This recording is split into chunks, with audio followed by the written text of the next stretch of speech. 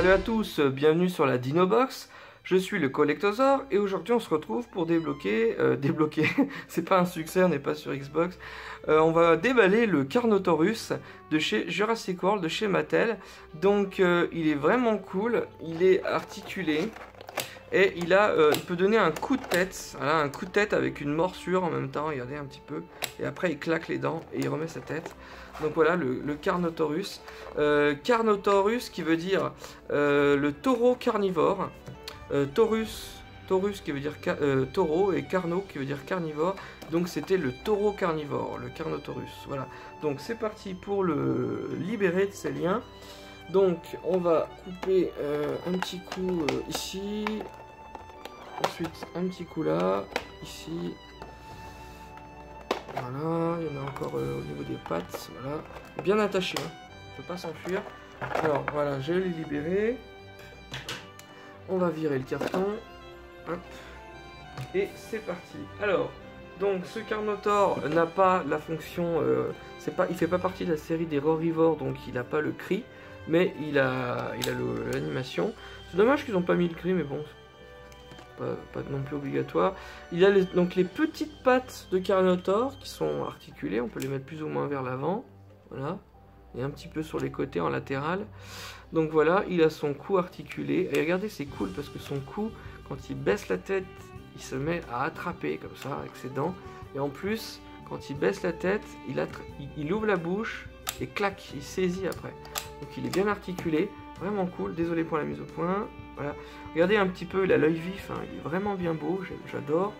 Regardez un petit peu aussi. Donc ce qu'on savait sur le Carnotaur, c'est qu'il avait une vision de chasseur, hein, une vision frontale. Il pouvait voir en 3D, un petit peu comme l'homme, voir vers l'avant.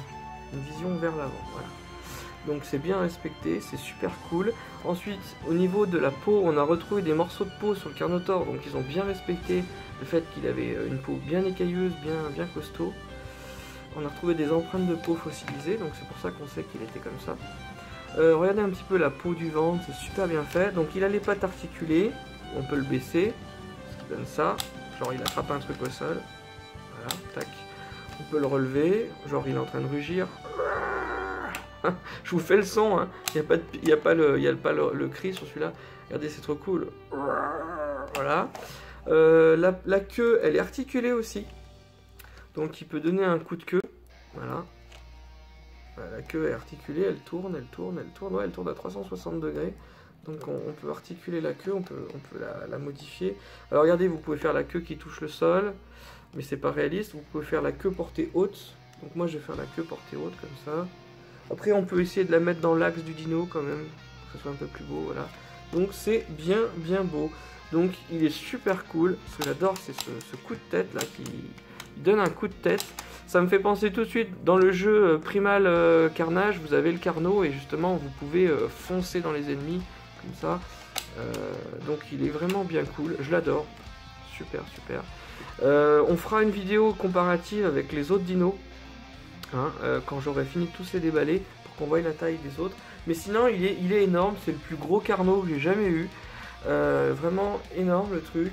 Il est aussi gros qu'un Spinosaur, et ouais il est un tout petit peu plus grand qu'un Spinosaur de chez Papo, il est juste énorme le truc. Donc voilà, j'espère que cette vidéo vous aura plu, et puis je vous dis à la prochaine. Dans le prochain épisode on va déballer un Tyrannosaure ou un Indoraptor, je sais pas, on va voir. Donc je vous dis à la prochaine. Salut à tous, c'était le Collectosaur.